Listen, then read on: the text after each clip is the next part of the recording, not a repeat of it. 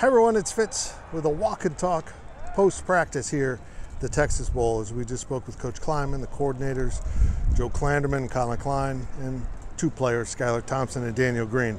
Really nice to see those guys again, and Skylar's healthy. He said it best he's been all year. Like I mentioned yesterday in my daily delivery, he is relaxed and happy, and he said he's not only refreshed physically but mentally. I think it's a really good sign for Kansas State.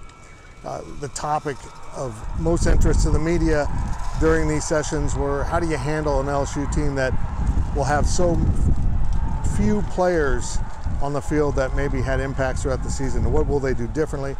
K-State doesn't even know who's playing quarterback for the Tigers. So there's a lot of challenges here facing K-State in these preparations, and Joe Klanderman said they've kind of cast a wide net to get prepared for this game, but I think K-State is, as in a whole, is in a pretty good state of mind right now as they prepare. On a kind of unrelated topic, it's kind of fun being here at Houston's stadium. We're at the University of Houston. This is their indoor facility where K-State's practicing. They've been practicing on the stadium field, which is over here behind me, and it's kind of nice to get a little preview of Big 12 football by coming down here to Houston and seeing a future member in their facilities. A very, very nice setup for the Cougars. And it's been a great place probably for K-State to prepare, feel a little more at home, because there's Big 12 logos already on display on this campus, which is kind of neat to see.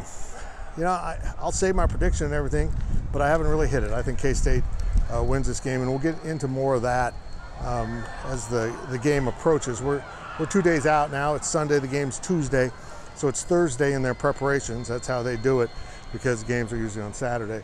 So K-State, Daniel Green said they had a really good defensive practice, one of their best of the year. They were very focused and ready for this game. Right now the team is playing with children from the Houston area at one of the Texas Bowl events.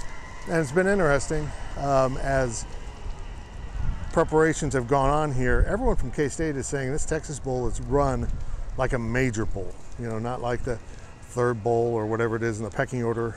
That this feels like a bowl that is on the cusp maybe of big things. They might be breaking loose into a higher status for bowls, and I'm all in on that. This is a good setup. Houston's a big sprawling city, a major metropolis, but it's got some cool things about it, and it's convenient for most Big 12 fans, and the fact that it's got two major airports in the city means that when Houston is a Big 12 town, it'll be easily accessible for the rest of the country.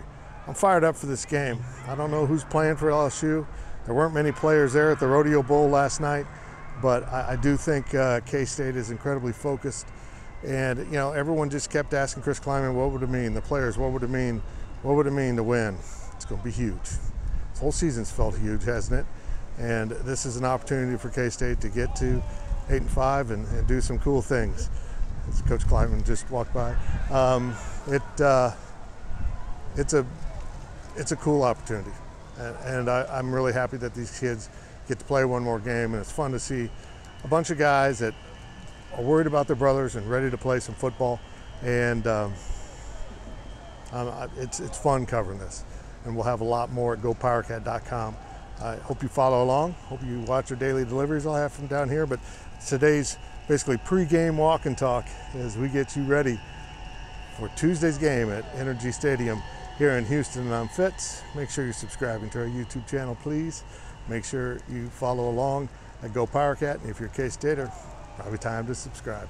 We'll talk to you tomorrow.